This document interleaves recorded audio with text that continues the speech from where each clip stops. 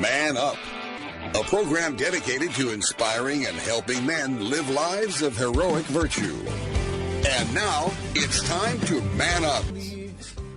Welcome to Man Up on Iowa Catholic Radio. We are broadcasting on the Iowa Catholic Radio Network. I am Joe Stopulus, and today I am excited to have on former Iowa quarterback Ricky Stanzi. Let's start in prayer. In the name of the Father, Son, Holy Spirit. Amen. Saint Michael the Archangel, defend us in battle. Be our defense against the wickedness and the snares of the devil. May God rebuke him, we humbly pray, and do thou, O Prince of the heavenly host, by the power of God, thrust into hell Satan and all the evil spirits who prowl about the world, seeking the ruin of souls. Amen. In the name of the Father, Son, Holy Spirit. Amen.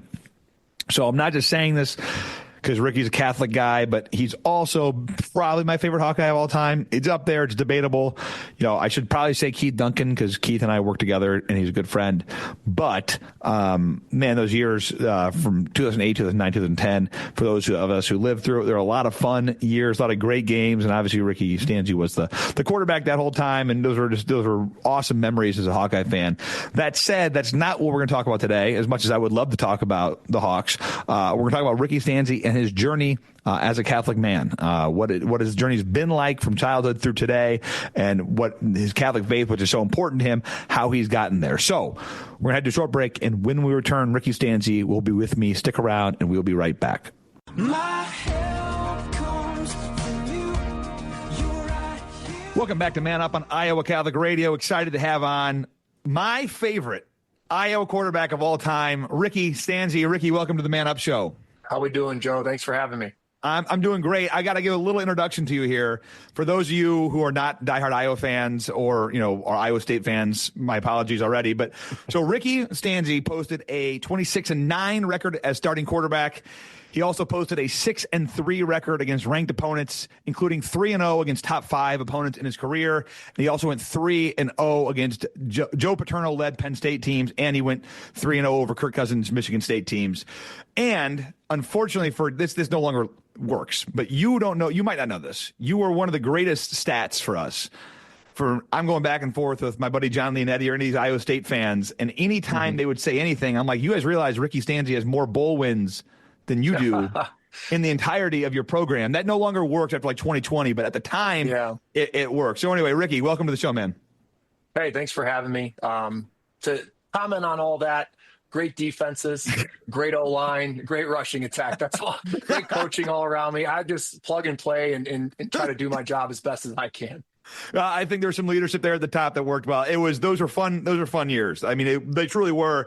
They were my favorite. Obviously, I just told you off air that you were about the same age, so I was really at a time where I had no kids, no wife, and a lot of time to watch football, and I was all in on it. And those were just, those were really fun years to be an Iowa fan. Obviously, with you leading the team there, and it was just a blast to be a part of that. And we can maybe talk about some of that later, but it's interesting that actually, so John Leonetti, the guy I just mentioned, he's the one who told me, did you know Ricky Stanzi's like really Catholic? I'm like, what do you mean? He's like, he's into the faith. So I don't know much other than I went onto your Twitter and like, it's essentially just a Bishop Barron reposting on Twitter. Which I love Bishop Barron. I'm all in on that. Yeah. So we'll talk maybe a little football later, but let's jump into this. So I had no idea that you were Catholic. I had no idea that this was important to you and your faith. I knew you loved America. Everyone knows that. Yeah. I knew you went to Catholic high school, but that doesn't always mean anything. So walk me through what's your faith journey been like growing up? Yeah, I appreciate that question because it's certainly, I think that the word journey is something that, kind of stands out as I think about it. Northeast Ohio, very rich in Catholic tradition. As we were talking about, I grew up going to the same church that I'm at right now, which was a grade school at the time called Immaculate Conception. So, born and raised Catholic, went to Lake Catholic in Menor. And so, those years, you kind of do the normal stuff that you do as a kid. You follow along, you take religion class. Was I super serious about any of it at that point? Certainly not, but I went through the steps. And then when I went to Iowa, there was a time there that kind of started a disconnect for me where I sort of fell away from the faith. And I really didn't practice through my years at Iowa. And that kind of led into post Iowa years in the NFL. Similar, wasn't really a staunch Catholic, didn't really go through the necessary steps like I should have. But there was, the moment where my now wife and I, who were going through, pre-Cana, going through the phases of wanting to get married in the church, I knew for some reason that was important to me, right? I had to get married in the church. I remember my dad being like, if I have any requests, you got to have Ave Maria at your mass. And so like some of the tradition, kept me, even though I was maybe distant, I did feel tethered in a good way. Thank goodness. The morals and the ethics and the values are something that you carry with it. And so being married in the church is something that my wife and I did. Still at that time, kind of dabbling, not really putting both feet in. The thing that I definitely think was a huge catalyst for both my wife and I was when we started to have children. And, I have 4 children now, 10, 8, 6, and then a 2-year-old. And even at that point, I remember when I had the first one, Lenny, we didn't get him baptized right away. I didn't know where I felt I was fitting in as far as my religion went. I was having a lot of questions. I remember at the time reading a lot of now what they would call it as, new age books, Christ consciousness type of things. Very interested in that world. And almost a little, if I, be honest, kind of turned off from the Catholic faith. A lot of what I see people nowadays, allowing the sins of man to deter you from the Catholic Church, the actual institution that was put forth by Jesus, obviously. And so it was now looking back at it, a really good experience because I didn't realize I was kind of in a process of leading myself back to the Catholic faith. And so as I looked at the New Age stuff, and then right around COVID, things changed. The world changed in my estimation. It felt like there was a line being drawn. You're either on this side, you're either on the good side or you're on the evil side. It started to feel that way. And there was just things that I had to deal with, especially as a father. Well, how am I going to raise my children? What are we going to root ourselves in? And so those questions started to become kind of a burning fire, if you will, to learn more. And I remember I started, it just kind of started to happen like one domino at a time. I remember doing a podcast down in Tennessee. Gina Bontempo is the name, and she has a very successful podcast. And her co-host at the time, Mike, we started to have some conversations about it. And he kind of pointed me in the direction of Cliff Nettle, which is kind of a famous YouTube guy. He's famous for him and his son now kind of preach, and they'll go on, campuses, and they'll kind of do that whole evangelizing the youth. And it started to, kind of spark some interest for me. And I, with my business now and what I do is very, looking at movement, understanding the human body. The more I was learning about the human body, I'm like, man, this isn't by chance. Like, there's just got to be something here that points to intelligent design. So I hadn't really wrestled that first question. Is this an intelligently designed universe, or is it just by chance? Is there just evolution? So I was like, well, let's start there. So I start there. The book that kind of is a jumping off point for me is Stephen Meyer's work, Return of the God Hypothesis. And so, he's had a few books. That was the latest book.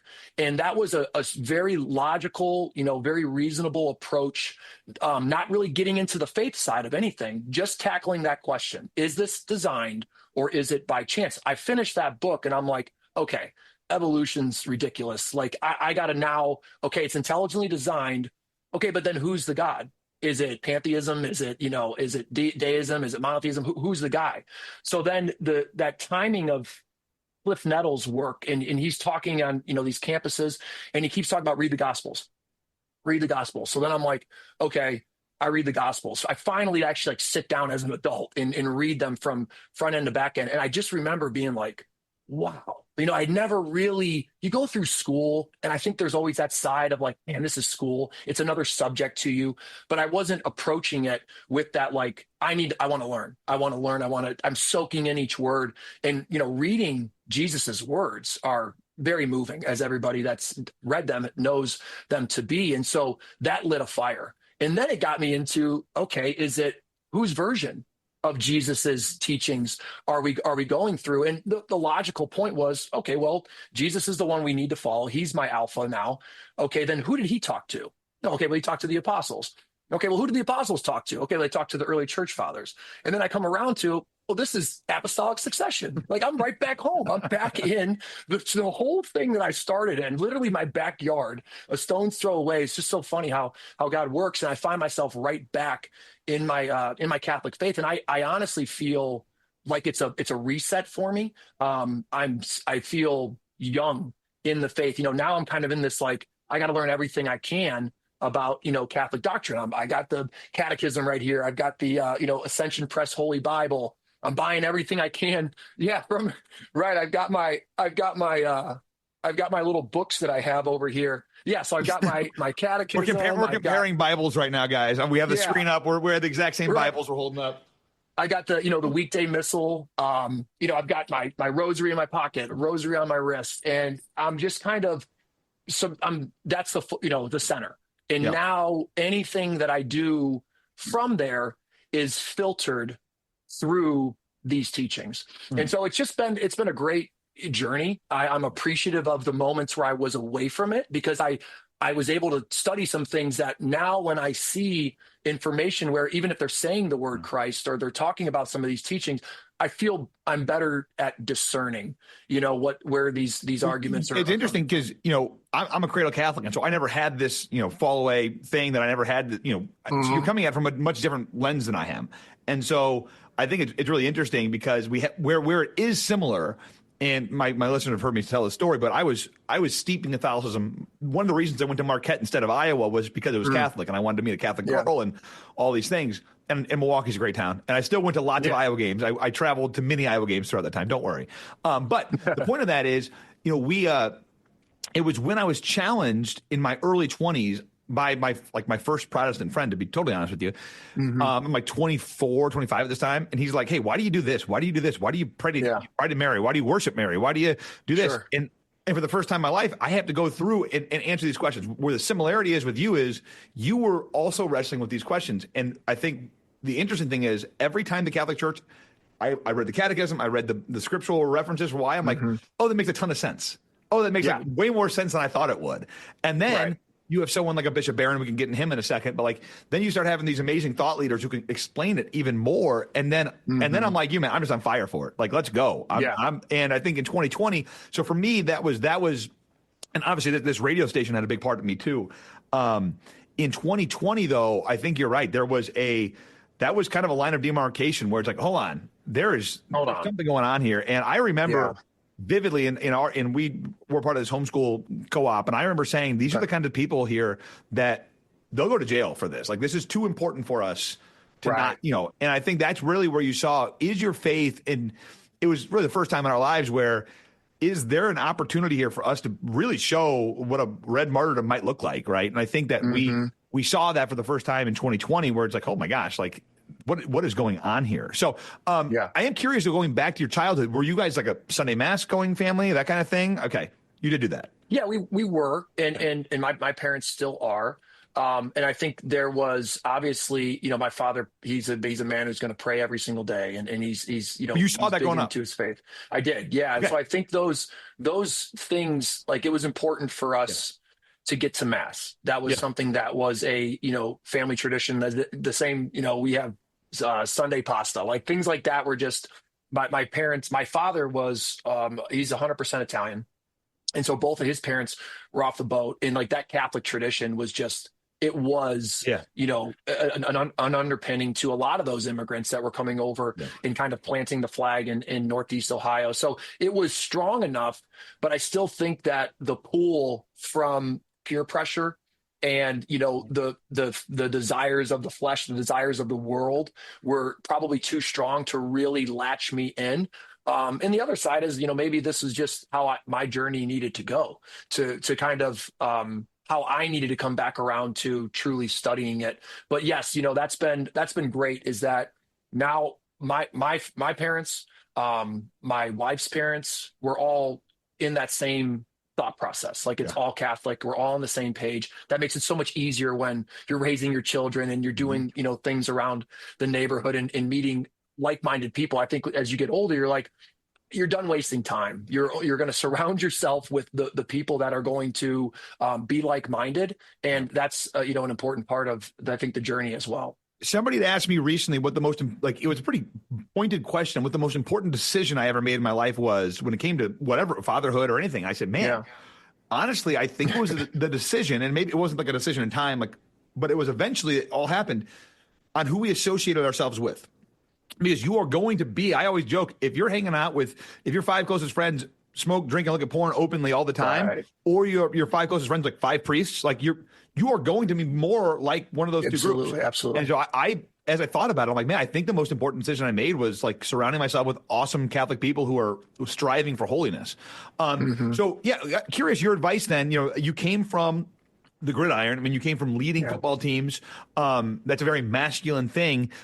I would argue it's not very authentically masculine. It is masculine in a lot of ways. The football culture oftentimes is very toxic. What is your advice to men to live authentic masculinity today? It's a great question. I think, the first piece of the pie that I think has been something I've seen just in front of my eyes has been probably something in my mind as of recent is this battle of pride and humility. And, being a humble leader, I think has been something that's very important. As you humble yourself, you start to look for things to root yourself in. And I think from a leading perspective, as you're looking for this masculinity, well, then, okay, what is that? Is that I'm better than you? I have more women than you. I have more cars than you. I have more money than you. What is it? That version of the, kind of the masculinity that you see sometimes paraded around on social media, or is it, humbling yourself and hey kids, when it's time to go to bed, we're going to say a decade of the rosary. We're going to pray together, right? I'm going to lead by example I'm going to watch the way that I speak. I'm going to watch what comes out of my mouth around my children. I'm going to lead with my example. I'm going to try to get up in the morning and go to 7:30 mass as often as I can, so that I know how, looking at my father and watching him kind of operate, that's a huge influence on me. And it's more of the actions than it is the accolades. These accolades, I think, sometimes get put on as if that's what makes you masculine. But a lot of that, as I found, just leads to pride. So it's this battle between pride and humility. And it seems like as I study the great leaders that I'm interested in now, the church fathers and the bishop barons, they just approach things with such humility. It's humbling to watch their humility. And so that's something that's always stood out to me. It's off-putting at times when you see somebody that's prideful now. I can see kind of through that. And I'm like, I don't want to be that version of masculinity. I don't want to be that person that, I need to be better than this guy.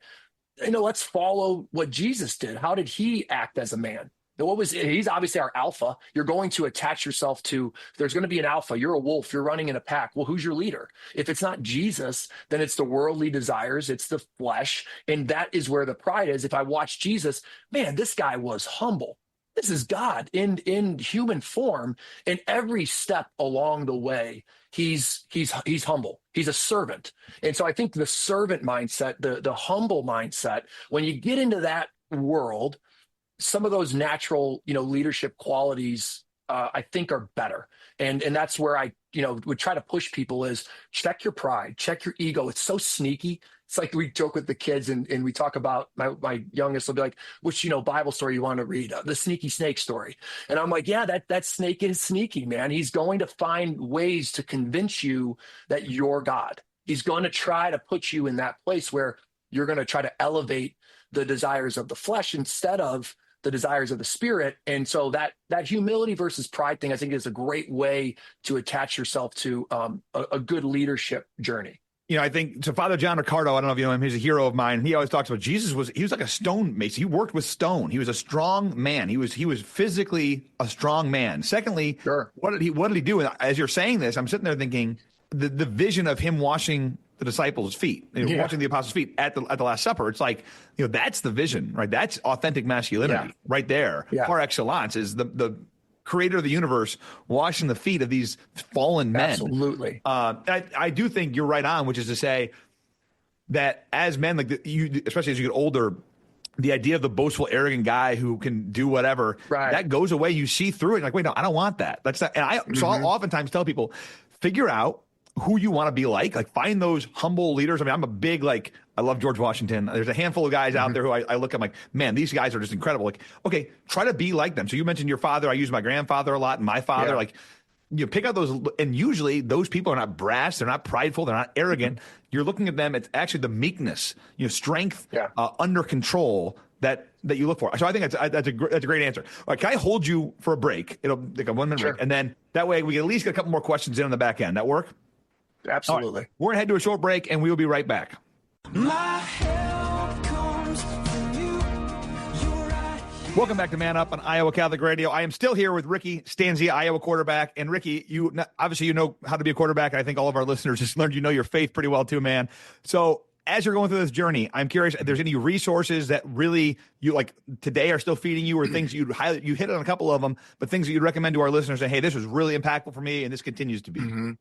Yeah, the thing that jumps out the most that I would recommend first and foremost, because we tend to learn so well with our senses, right? So having that touch, having that sense in involvement in what you're doing, get yourself a rosary, put it in your pocket, keep it in your pocket, pray the rosary every single day. That is, when I start to look more into the rosary and the miracles and the things that are surrounding it.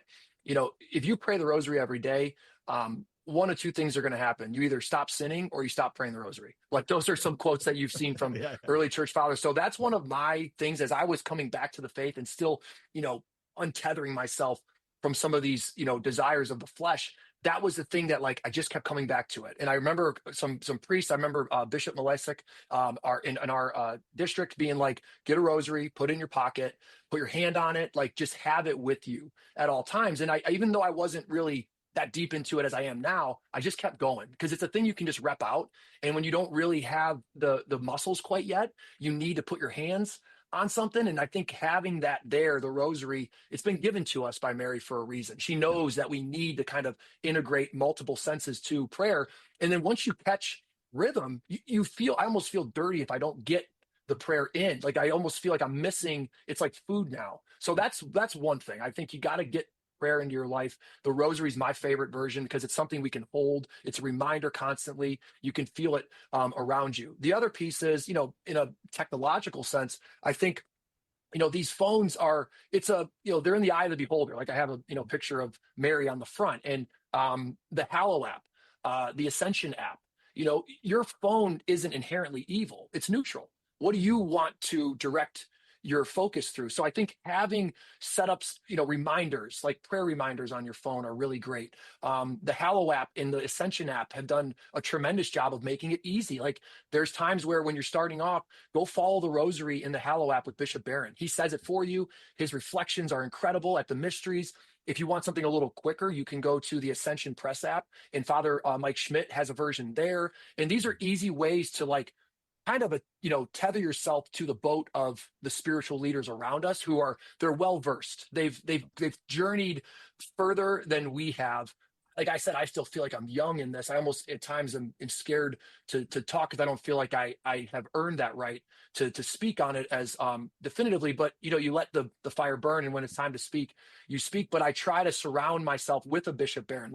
You got a million emails coming through. Well, one of my emails that I read every single day, I have to get to it, is Bishop Barron's daily gospel reflection. And there was another monk that he pointed that out. He's like, look, the Catholic Church they've got a daily missal. So there's going to be a reading that day. There's going to be a gospel that day. Just get in the flow of that. So you're kind of with the liturgical calendar, it feels like I'm in the breath of the church. I'm just kind of inhaling and exhaling. I'm almost on a float down a lazy river. If you just attach awesome. to the liturgical calendar, you got it followed. And it's the gospel's not that long. The first reading's not that long. Just read it. And it's an easy way to digest these things. I think these guys like Father Mike Schmidt and Bishop Barron are doing such a good job of taking back technology, bringing it to us and using it to our advantage, like the Bible in a year, the rosary in a year. There's so many easy ways to just get the foot rolling. And then the thing that my thing that I have to have, I showed you my rosary, and now I've got this, I used to be obsessed with tennis shoes. And now I'm on Etsy looking at rosaries. I got hanging on the wall. And so this is keep it in your pocket. And then I'm well, I need something a little closer. It's a little quieter. So I've got one on the wrist. And it's just that feel when I need to attach myself to, bring the spiritual side to the physical, having that rosary for whatever reason, it makes so much sense to me. And I keep trying to learn more about it. your point on the idea of connecting yourself to the church, I think people always are trying to look for the new thing. They're trying to reinvent something. Yeah. And I oftentimes say the liturgical calendar, once I discovered this idea of just living liturgically, the best. it is, I mean, the church has it laid out for you. You don't need to recreate something crazy. Even in prayer time, I do the liturgy of the hours. I start with morning prayer, I night prayer. I'm like, I'm just saying the Psalms that were written by David, 2,000-3,000 years ago. And it just kind of works. Ricky, all right. So we talked offline. We didn't get half the stuff done that I was wanted to talk about. We're talking about your business. I want to talk about some other stuff. We'll have to do it another time. Dude, this was awesome. I really appreciate you jumping on today. I think obviously our listeners, especially the Iowa fans in the house, are like, man, he was already my favorite quarterback, and now he's like definitely my favorite quarterback. So Drew Tate he was great, but he can't talk to faith like this, man. This is great. So Ricky, thanks for joining me today. We'll reconnect and find another time to get you on. And thank you for joining me today on Man Up on Iowa Catholic Radio. I am Joe Stopulus. It's time to man up. Man Up, inspiring men to live out their call to holiness.